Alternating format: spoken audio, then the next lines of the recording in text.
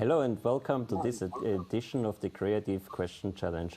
My name is Roland Haring and today we are looking at actually three quite big topics. It's art, science and innovation. But what is interesting for us is to find out what the intersection of those three can be or is.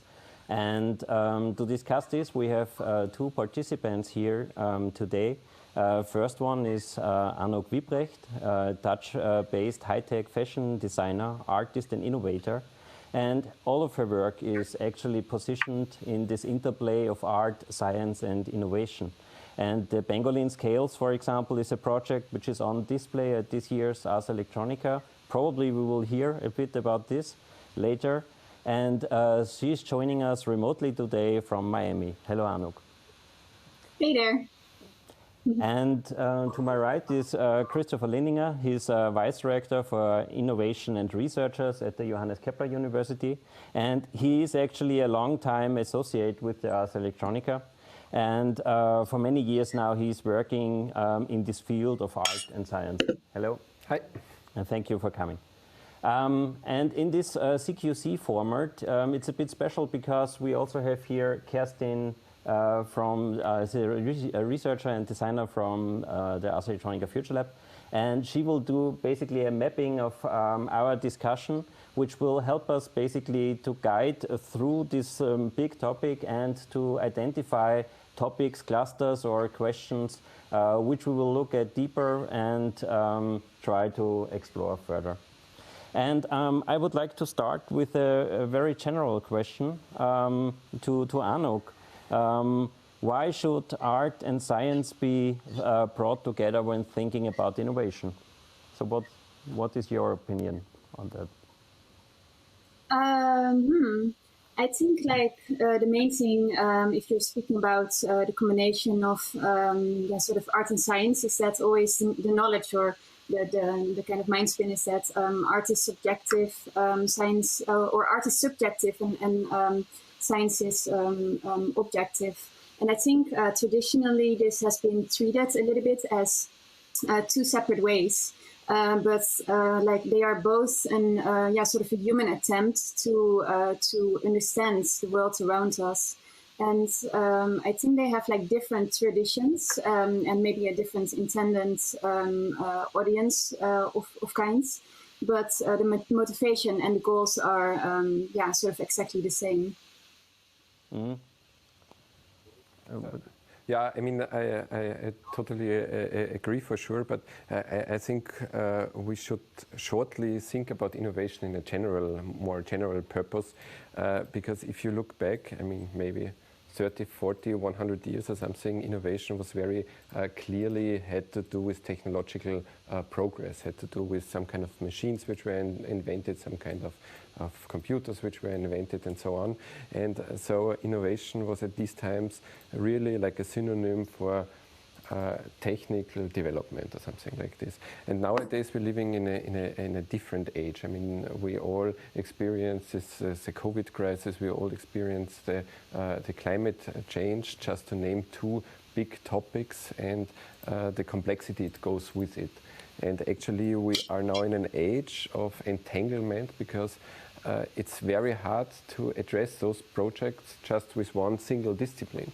We have to broaden the whole topic to really find new innovations which bring us as mankind further with all the challenges we have. And therefore, I think I totally agree that what Anouk said, that we have this two sides, art and science, which need to work more together to really address these big topics we are facing in these days.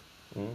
But then it would be interesting perhaps to also discuss what are the requirements and or the frame conditions that are needed to allow these kinds of innovation to happen when you bring art and science together. I think, Anouk, I think there's a lot of in your projects as well, which is exactly in this field. Yeah, I think like what is needed is like mutual respect and also understanding. sort of fields might not think the same, but also within those fields, you might not always think the same about things, you know. And I think like understanding each other's field is like one of the most important things, like the mutual respect that you have for each other's disciplines, what I always notice.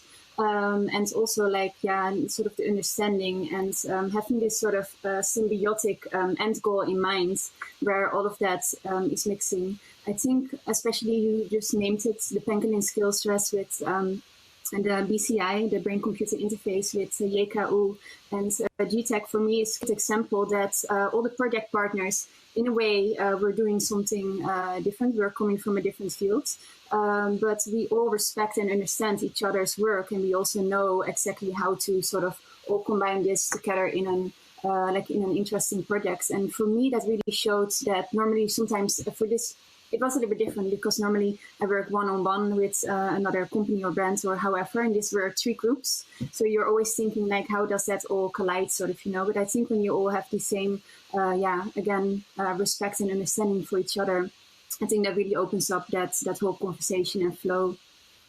Mm.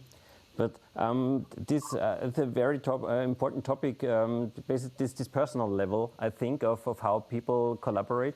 But I think also probably, Christopher, I mean, especially this project is a good example that also with the lit call and this frame condition, which was basically there established at the Johannes Kepler University, that it's probably also important to have this working basis to allow projects to happen.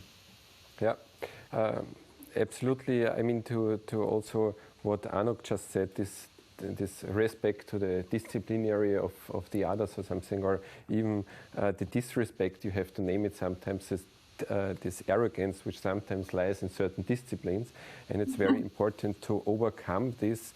And I also made the experience because I also watched Anuk's first project with GTEC some year ago. I'm not sure when was it, 3 years ago or something like this? Yeah. And I really remember, you know, the way how Christoph Gruber was in the first moment when we talked about it, he was a little bit skeptic about it. And actually, I think people need this experience to work together and see what is the value and the quality, what the other people are bringing in. And once this is there, collaboration like this are working really perfect.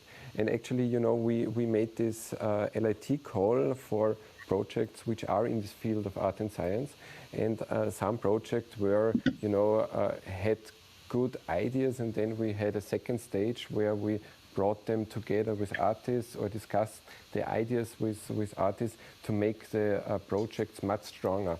But in the case of Anuk, for instance, it was at the beginning very clear. It was a very clear project. You had really the feeling that the artists like Anuk and the team already had before a long discussion and already had an absolute idea in which direction to go, what the elements are, and so on.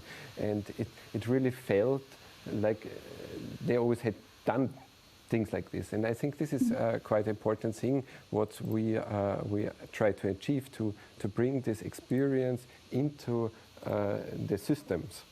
And into the art system, into the science systems. And I think this is quite an important thing, because then new project can arise from this.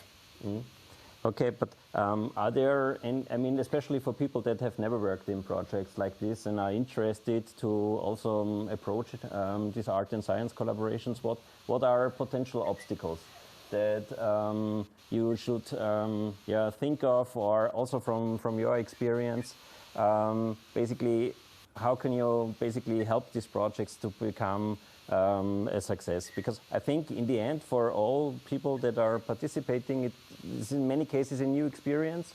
And I don't know, so is there some special kind of guidance needed? Is this the role of the artist as well to basically have the big picture in mind? Or, you know, what is there probably some kind of a recommendation from your point of view? I think like as any sort of transdisciplinary kind of thing, you need to have like complementary goals and complementary skill sets. I think if that works out, then that's kind of a cool thing. In the case of Christopher just named it, me working with Christoph Kuker of GTech was interesting because we came from such different fields. So I had a lot of questions, of course, about neuroscience, about EEG. We specifically work with the P300 of the ERP for medical EEG, and that was very technical, you know. So we got together at Ars Electronica and we went over this. And in these discussions, in these talks, you start to understand, I start to learn, starts to learn about my work and about my fields, you know. And I think that discussion part of you, and as this sort of science with Ars Electronica and Futurelab facilitating that discussion was really the important thing, because it really brought, like sort of in this case, the fashion tech and the neuroscience together. So I think if me and Christoph Kuker didn't have like these complementary goals and complementary skill sets, but also the curiosity, I think is a very important thing in bringing these discussions into a very fruitful project. Mm. But I can add on this because like curiosity is quite a good keyword, which I experience on both fields, and actually this is very often also for us the key to convince people to do this kind of projects. That's number one. And the second thing is I experience you need a lot of mediation or some agent in between in the beginning, in the first project. Because language is sometimes a problem, or sometimes it's also the terms of methodology. You know, in science you have certain methodology which in different disciplines are pretty the same, or within the discipline. And the history of methodology in science is because scientists wanted to compare their work with the work of others. So if they did the same methodology, it was possible to compare them. But artists work totally in a different way. They have a very strong starting condition, they have a very strong vision, and then basically the methodology they choose is either personal methodology or something what they develop throughout the process. And bringing those worlds together is not always easy, because if something is more, what is the methodology? The question, how is the methodology? And on the other hand, the methodology is more in a free space, then actually it's hard to wander towards a common goal. And if you have the experience and if you know your the artists or the people, it's quite easy to go this way. But then I think that probably the impact of art and science projects goes beyond the actual result of the project, because I think also this way of working that you described, does this change the people working in these projects? Does it change the mindset that you have? Is there something like a meta level of impact that projects like this can achieve? What is your experience about this? Yeah, I think definitely. I think especially because from like an historical traditional field like art and science have not been like for so long been combined together. You know, it has always been seen, what I said before, as separate entities almost. You know, so it's really from like the latest like few years, that we really have been. Exploring this notion and go really into depth with it, especially also through organizations and things like Ars Electronica and things that are really connecting these fields together and making that discussion possible. I think like when you are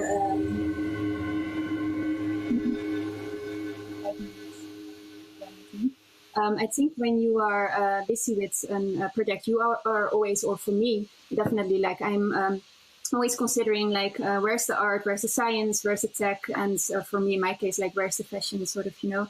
And then also you're thinking of like what's the aim and what's the goal in here. And then also like especially when it's a collaboration, you're thinking of all these other factors, like all these other things that are involved in regards to other people's way of working, way of thinking, all of that stuff. Sometimes I do projects on my own versus working in like bigger groups of people. You really work as in a sort of a beehive kind of situation, you know, where you are creating a certain thing together. And I think that is, what is really helping this, making this impact of these projects also possible. That's kind of, again, symbiosis.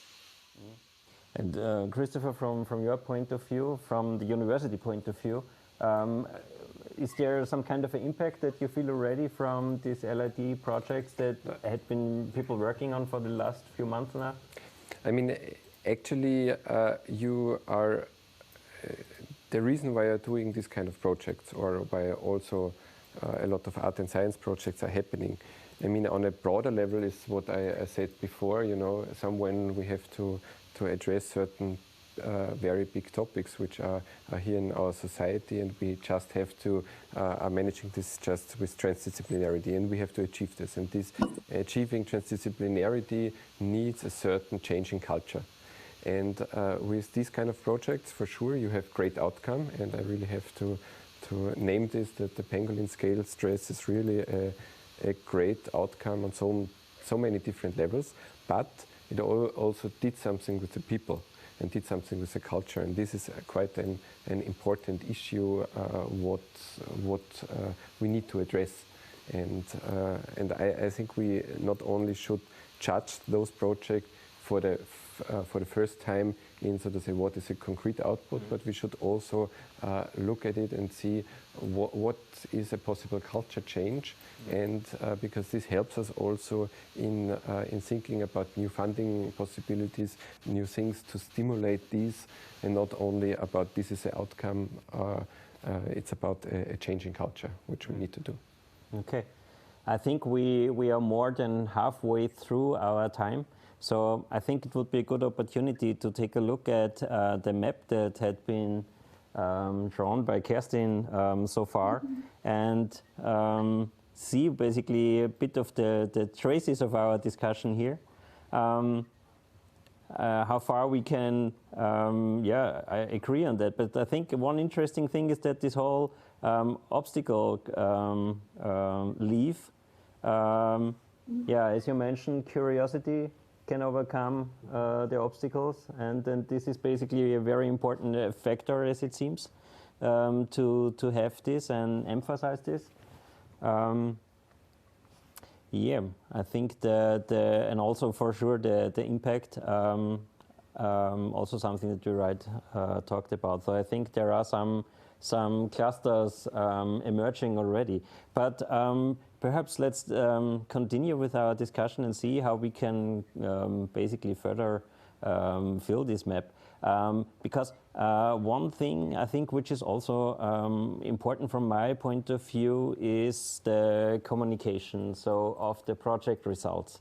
Especially when thinking about art and science, both disciplines have very different ways how they communicate their work. And in a way, I think when you work together in projects like this, you need to find do you need to find a common language? Can you learn one side from another how to disseminate the results? And I think this is also something where, you also spend a lot of effort. What is your point of view regarding this whole topic of the communication of the project result and the dissemination?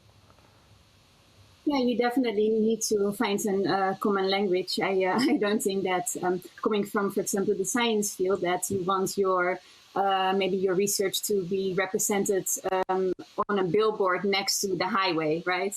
That's not that topic. So where is that sort of, and maybe art not always wants to be represented for example, a really traditional way in a research paper, sort of, So what is that common place that these ideas can live, like communication from that point of view, from like the start of your project, where things end up and are being presented. I think that's some things that you go through with the project partners to see how you can demonstrate, in our case, for example, the pangolin dress, how you demonstrate and how are you reaching a certain audience. For me, it's really important, for example, from this point of view, from the BCI point of view, brain-computer interfaces, that there's more awareness of this and how cool it is to work with. So there is my maker kind of side speaking, right? To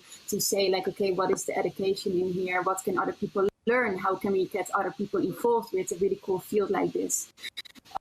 So there's from really sort of like high level kind of things to really, trickling down to other teams. I think there's